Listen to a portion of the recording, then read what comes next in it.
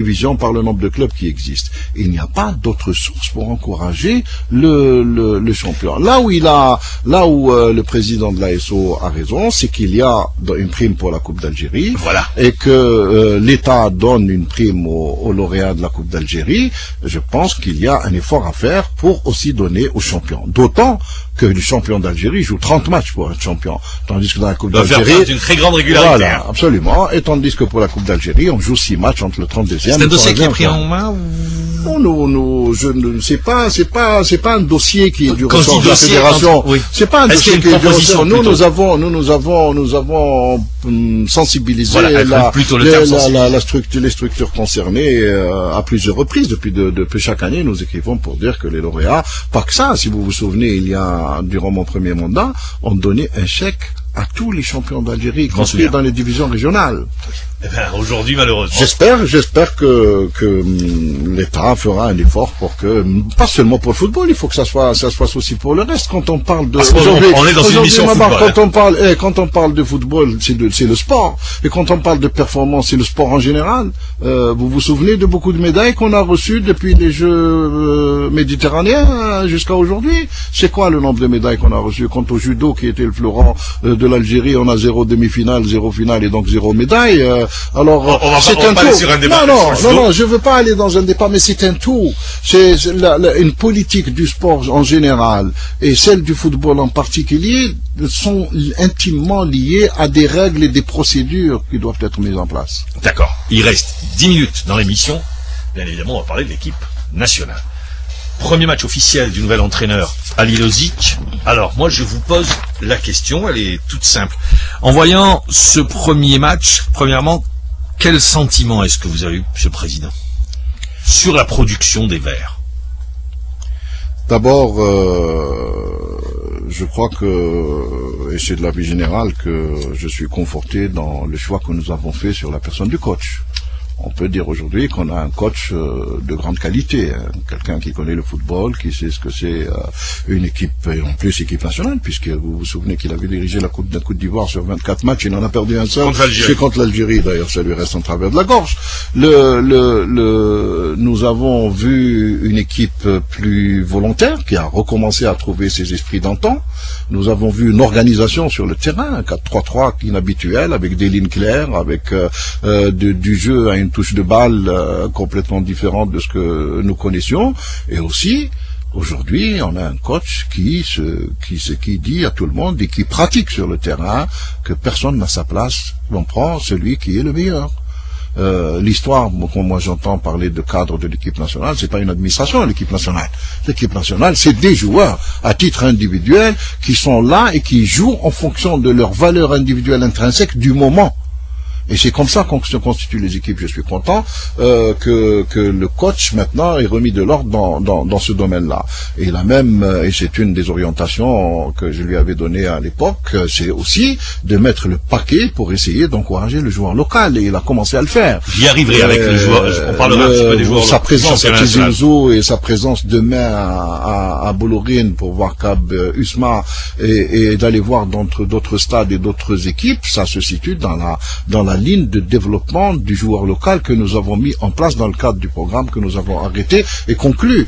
La deuxième des choses, la mise en place de la future équipe à prime avec un entraîneur national sous ses ordres, sous sa responsabilité. Il a été choisi ou pas encore? Il le sera dans les semaines qui viennent, puisque le championnat commence à peine et l'échéance c'est 2014. Mais ce que nous faisons pour le CHAN, ce que nous voulons faire à Vert, c'est constituer la réserve du joueur local qui sera le vivier vers l'équipe A. Vous allez revenir, je vais vous poser une réponse rapide, vous allez revenir un petit peu avec l'équipe à prime, un petit peu à des stages permanents une fois. Absolument, c'est un petit peu l'idée. Absolument. Nous allons revoir à des stages permanents, à des matchs réguliers internationaux pour élever le niveau et permettre aux joueurs locaux d'être toujours prêts à aller en équipe A et aussi préparer les éliminatoires du CHAN qui commenceront fin 2012. Vous l'aviez rappelé tout à l'heure, Ali Lozic a entraîné la Côte d'Ivoire de Didier Drogba, Kalou, je ne vais pas tous les citer, avec des joueurs qui évoluaient dans les plus grands clubs ou qui évoluent dans les plus grands clubs européens. C'est ce qu'on n'a pas, hélas. Merci, vous avez compris où vous allez arriver. C'est ce qu'on n'a pas, hélas. Il a vu le premier match, moi, pour être en Tanzanie, pour avoir vu l'entraîneur, l'avoir suivi dans sa manière de coacher un petit peu sur les erreurs de nos joueurs individuels. Quand il est revenu, est-ce que, vu la mission qui lui a été confiée, aller en Coupe du Monde 2014, au vu aujourd'hui du groupe qu'il possède, quand on sait que le championnat national ne nous donne pas encore des joueurs de très grand talent, est-ce qu'il s'est pas montré plus inquiet? Il est très inquiet. Voilà, c'est ce que vous... Il est très inquiet et nous sommes en train de chercher des solutions pour que nous ayons une équipe qui, pour remplacer le manque d'individus de très haut niveau, remplacera cette lacune par un esprit de groupe et un esprit collectif. C'est ça la solution. La deuxième solution, c'est de se préparer convenablement sur tous les plans, si bien physique, mental et tactique. Et je crois qu'aujourd'hui, nous avons le temps de le faire. Comme on dit, à quelque chose malheureusement, le fait qu'on soit pas stressé pour 2012 et qu'on ne participe pas pendant un mois à une Coupe d'Afrique, beaucoup de gens disent la Coupe d'Afrique c'est important. Bien sûr que c'est important.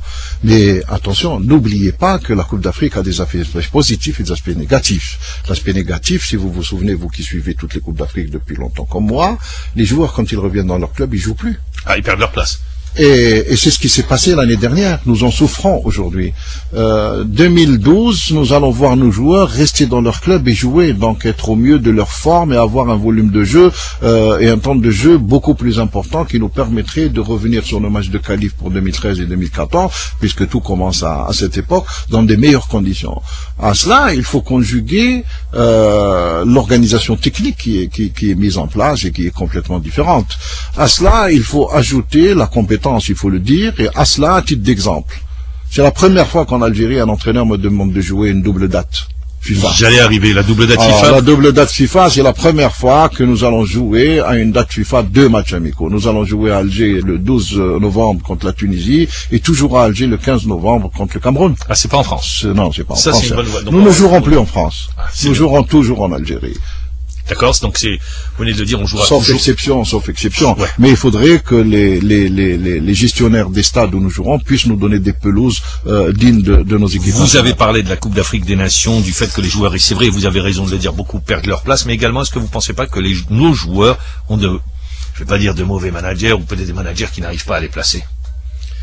Je crois que c'est la valeur individuelle intrinsèque des joueurs qui les bons managers, quand vous entendez dire qu'il y a un bon manager, vous savez, des fois je regarde les joueurs évoluer dans certaines équipes, des fois j'en arrive même à me poser la question comment est-ce qu'il peut arriver. C'est vrai. C'est parfois aussi le destin des joueurs. Il y en a qui ont de la chance, il y en a qui n'ont pas. Quand vous voyez par exemple Halish, est-ce qu'il a pas, par exemple, Blanc, quand il est arrivé à un moment donné, il dit à ses joueurs, mais attendez, faites les bons choix, ayez du temps de jeu chez vous, restez chez vous.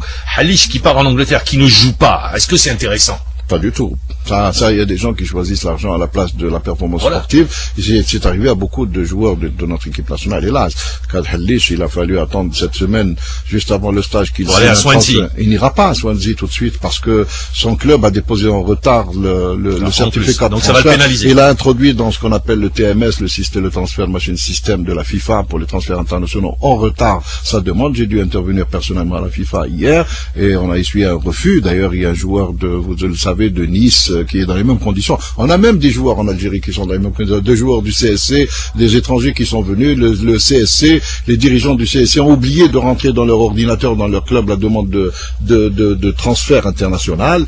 Et bien sûr, ces 2 joueurs ne pourront pas jouer à la rentrée. Ils attendront le mercato pour rentrer. J'en arrive alors sur le dossier, il faut le dire, puisque c'est vous qui êtes à la base de ce changement qui est intervenu en termes de réglementation. Vous avez permis aux joueurs qui avaient la double nationalité, on va pas refaire rappeler ce qui a été fait, mais donc, et l'Algérie en a profité ainsi que d'autres nations. Alors, la question vous a été posée 1000 fois, ça va être la 1001e fois. Est-ce que les affaires, Farouli, on l'annonce prochainement, est-ce que vous confirmez, vous infirmez, il y a des contacts qui a établis, il y en a qui ont dit oui, il y en a qui ont dit non, où est-ce qu'on en est? Aujourd'hui, franchement, en dehors de Farouli, nous n'avons pas de signaux positifs de l'ensemble des noms que vous évoquez. Ça mérite d'être clair. Farouli, le dossier est presque prêt, nous attendons, et d'ailleurs le document est chez son manager qui doit nous le fournir, nous l'attendons depuis plus d'un mois et demi, un document manuscrit de sa part qui demande au secrétaire général de la FIFA son changement de nationalité sportive, nous l'attendons. C'est le document clé que nous n'avons pas pour introduire le dossier à la FIFA. Dès lors que nous le recevrons, son dossier sera introduit. Au-delà de tout ça, il faut que Farouli joue. Ah oui, il joue pas, ça c'est vrai, c'est notre problème. Donc, il s'agit de préparer des dossiers administratifs, régler la situation de qualification des joueurs dans nos équipes nationales. Mais ensuite, jouer dans l'équipe nationale, c'est une autre paire de manches. Et après, les affaires Belfodil, pour le moment... Il n'y a rien de concret. Il n'y a rien de concret. Donc, aujourd'hui, c'est vrai qu'on est un petit peu à la croisée, je ne sais pas si je peux dire à la croisée des chemins, donc aujourd'hui on est obligé de s'appuyer sur ce qui se fait ailleurs pour pouvoir en profiter, puisque notre championnat ne le donne pas. Pour vous, l'avenir du football national passe déjà par cette mise en place de cette équipe à prime et puis par ce qui arrive derrière?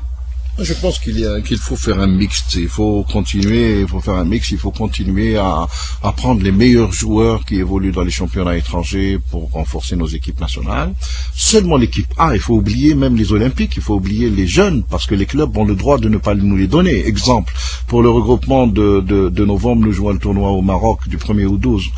Les clubs ne nous les donnent pas, ils sont pas obligés de nous les donner. Pour le tournoi de décembre en Égypte, qualificatif au JO, c'est pas une date FIFA, et en plus, les Olympiques ne sont pas concernés par les dates FIFA. Ils ne sont pas concernés. Donc, nous allons prendre des joueurs pour les préparer qui ne seront pas là. Vous vous souvenez que pour la Coupe du Monde des cadets, auquel on a participé il y a 2 ans, on avait deux joueurs de Lyon qui ne sont pas venus, alors qu'ils étaient en phase de préparation. Donc, ce qu'il faut, on doit compter sur nous-mêmes. Nous devons mener une politique hardie de formation, de développement du joueur local pour avoir une équipe de grands joueurs locaux qui sera renforcée par les meilleurs joueurs professionnels du moment, comme ce fut le cas il y a longtemps. Pour cela, il faut qu'on ait des cadres techniques de très haut niveau, que les clubs puissent s'organiser avec les encadrements techniques qu'il faut, qu'il y ait de la stabilité dans les clubs, qu'on ne change pas un entraîneur tous les 15 jours, et que les joueurs se mettent au travail avec l'objectif de représenter dignement l'Algérie un jour. La date FIFA supprimée au mois d'août, il était temps? Qui va être supprimé. Ça, c'est une proposition de Rummenigge qui préside l'association des clubs européens. Moi, je pense que Rummenigge n'a pas de leçon à donner aux gens. Rummenigge qui parle beaucoup de trafic, qui parle beaucoup de FIFA aligné. Je crois qu'on n'a pas de leçon à recevoir de gens comme ça. Quand on se souvient qu'Algérie et Allemagne, ils ont triché pour gagner un match, je crois qu'on n'a pas besoin de donneurs de leçons comme ça. Parler de la date d'août, c'est pas comme ça dans un bureau. Il faut qu'on en parle avec des techniciens.